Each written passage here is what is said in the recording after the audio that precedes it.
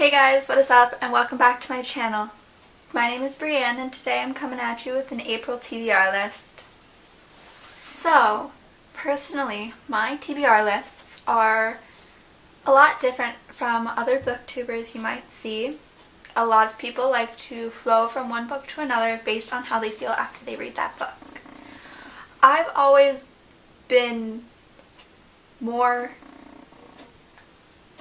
focused on planning out what I'm going to read because I like the sense of knowing, okay, I'm going to read this and I'm not going to fall into a reading slump afterwards because I have it planned out and I'm excited for all the books that I have that I'm going to read.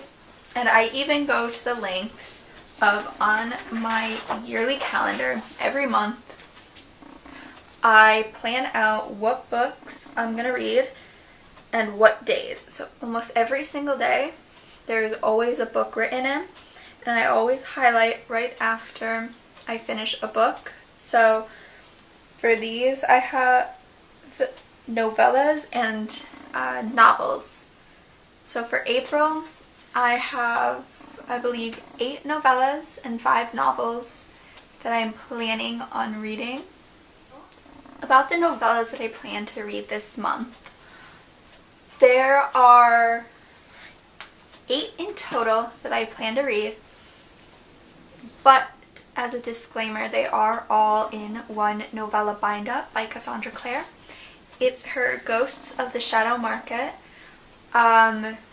This I've had on my bookshelf for months at this point, and the only reason I haven't read it yet was I got it when I was in the middle of reading Lord of Shadows, and so I was so enthralled in that series that when I put it on my bookshelf I kind of forgot that it existed. And I've recently just read Chain of Gold, which was Cassandra Clare's newest release that I had actually had sent to me for free as an ARC. And so I feel, after I've read that one, because I've heard the novellas in this bind-up are focused on the characters from that series, more so than from Lady Midnight, Lord of Shadows, Queen of Air and Darkness. So I wanted to be able to read this and be familiar with the characters and be able to connect, this is what I read in Chain of Gold and now I'm seeing why they act like this or what could happen, and I can make better predictions on what I've already read. I'm currently reading the first 2 right now at the end of March. And in April I plan to read the following: Learning About Love, A Deeper Love, The Wicked Ones, Son of the Dawn, The Land I Lost, Through Blood, Through Fire, The Lost World, and Forever Fallen. And I've tried to minimize the amount of knowledge I know about each individual novella so that I don't spoil anything for myself and I go into it completely blind and trusting of Cassandra Clare and her writing. The next books that I will be planning to read in April, I will be talking about in order of which I plan to read them, though that really could change while I'm reading in April. My goal is to stick to this plan, and I will have novellas between each book that I am reading at the moment. So, the first book that I will be reading at the start of April, technically I will be finishing it on the 1st of April, because I plan to read it after these novellas from the bind-up, is Everything Everything by Nicola Yoon. I'm not quite sure how to pronounce her name, but I have had several recommendations from almost every single one of my friends who do read to read this book because they have loved the romance and the characters in it. Personally, I have no idea how it is going to turn out because I have heard it is kind of a very cliche story, but I am going into it with hopes that it is going to live up to all the hype that my friends give it, that it's going to have characters with so much sustenance and proper motivations, and that the plot, even if it is cliche, because don't get me wrong, those tend to be my favorite kinds of books, have something more to it than just forbidden love or a sick girl. I do hope to enjoy this one very much because I've had it for about 7 months on my bookshelf now, and school has gotten in the way of me reading this one specifically. So I plan to be finishing this on the 1st, which would only give me about 3 days to read it, but it is only 310 pages. So it should not take me very long to read this, but I have high hopes for this story and all of the heartbreak that my friends tell me it has. And so after I finish Everything, I plan to read another 2 of the novella bind-ups, 1 a day, and then following that I plan to read Cassandra Clare's collab book with Wesley Chu, The Red Scrolls of Magic. Now, I got this when it first came out, and I sat down to read it, and I got through the first chapter, and I was not really enjoying it, but that was just a personal thing at that point because I had not read one of Cassandra Clare's books in about 3 months. So I hadn't been consistently reading her book. I know it has so much potential, and I'm going to love this time when I read it completely through. And this is going to be the second novel that I read in April. And what I know of this book is that it follows Alec Lightwood and Magnus Bane on their world trip in Paris. They're in Paris in this, and there ends up being some sort of group that is convinced that Magnus Bane, several decades ago, accidentally created a cult of a magic following, and it's kind of, from what I can gather, him trying to show that this is not what he wanted, this is not what he meant to happen. But it sounds like it should be a really good read, and it would take me back to when I was reading the Immortal Instruments series for the first time, and I was in the 7th grade when I started that series, and I absolutely loved it, but I sadly did not finish it until my freshman year of high school. So I think this would be an interesting read and kind of just something to throw me back to when I would just read and read and read, and when her books were my only obsession, because now I'm into so many different authors and different kinds of stories that I think this one will be fun to look back at and see what kind of elements and characters that I had just fallen in love with, and I can't wait to fall in love with them all over again. This next book is the only book all month where I will not be reading 2 of the novellas from the bind-up between The Red Scrolls of Magic and this book. And that is only because I have read this story so many times that I feel I am confident that I would have no trouble transitioning without a break from a Cassandra Clare book with fantasy and an intricate world that she's created into something that is highly realistic and something that focuses on more sensitive topics. And that book is Easy by Tamara Weber. This, for the longest time, was my obsession. Like, it was almost as bad as my obsession with Cassandra Clare books still is, because this is such a heartfelt book that focuses on not only being able to rebuild yourself after a breakup, but also being able to rebuild yourself after an attack. The main character in this book, Jacqueline, or Jackie, as she goes by in bits and pieces, is trying to rebuild her life and find some sort of even footing as she navigates being at college with her ex-boyfriend and being able to stabilize her emotions and fix her grades after the breakup and after being sexually assaulted in a parking lot on campus.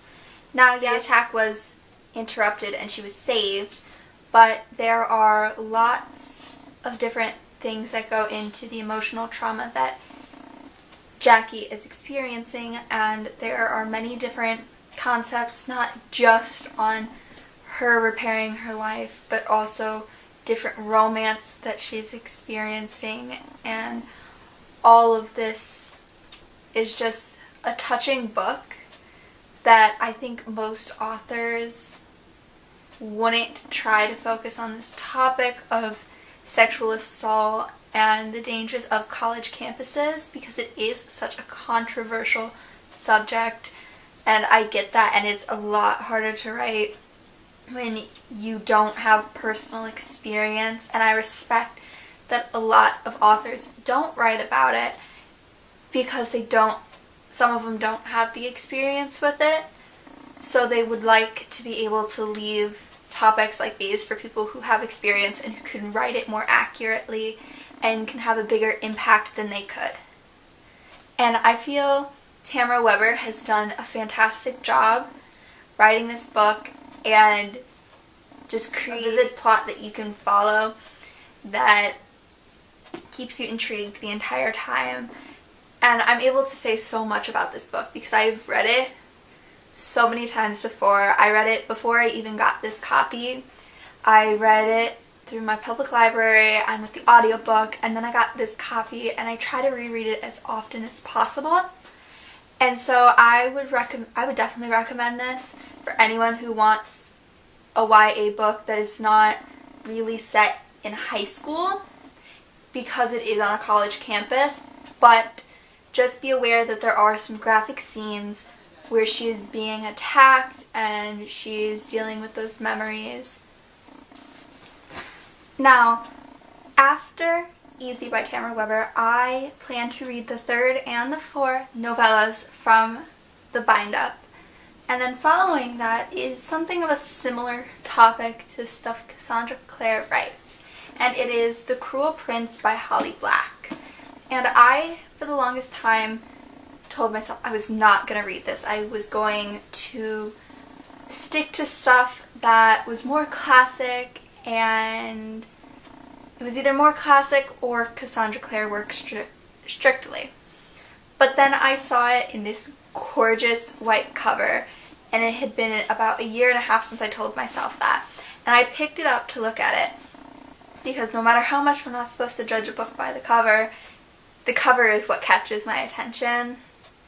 And so I read the back, and I thought it would be a good read for me. Like, I was truly interested in how Holly Black was going to write about fairies, considering how I had seen them and pictured them in Cassandra Clare's works. And I know Holly Black picks up a lot on Cassandra Clare's writing and how she writes things and how she portrays the fairies in her book.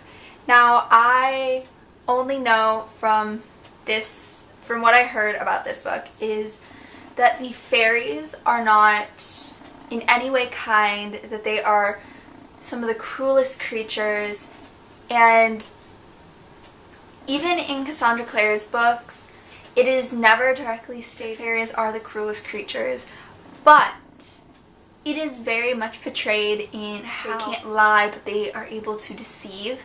And I'm excited to see if that is brought over in this version of the book. and I don't really know much about it, but I think it would be a good read for me, and it might take me a little longer because the print is smaller and it is not a thick book, but it has some extra oomph to it. So I'm excited to read The Cruel Prince by Holly Black next month and find out what all of the hype is about. And I have some very high expectations for this book, and I don't want to be disappointed about this book because I've heard some amazing things about it. So I might even do some reading vlogs while I read each book.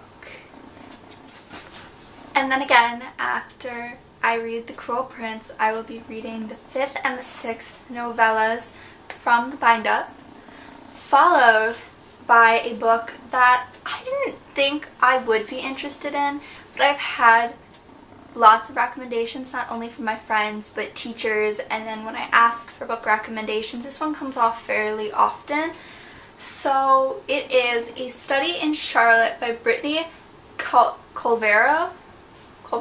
Correct me if I'm saying these names wrong, please. But so basically it's supposed to be a more modern day set version of Sherlock Holmes. And I try not to know a lot about it.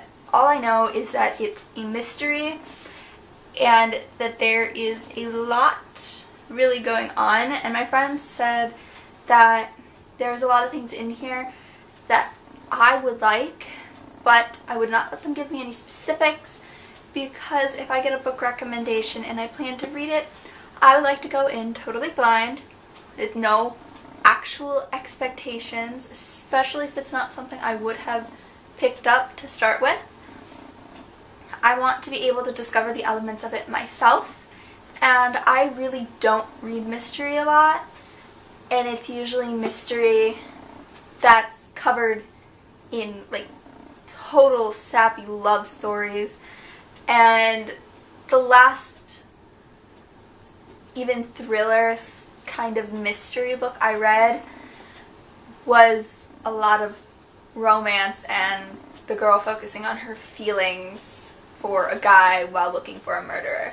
So I am excited to see where A Study in Charlotte goes. It sounds fantastic. I always loved the Sherlock Holmes movies. I want to see how they bring in her, the main character, as Charlotte, being Sherlock Holmes in a way for today, and how the relationship between her and the more modern day version of Watson is, if it's as toxic as the original relationship was, or if there's more growth and it's a more close-knit friendship that's healthier. Because yes, Sherlock Holmes and Watson had a very close-knit friendship and relationship, but it wasn't always healthy.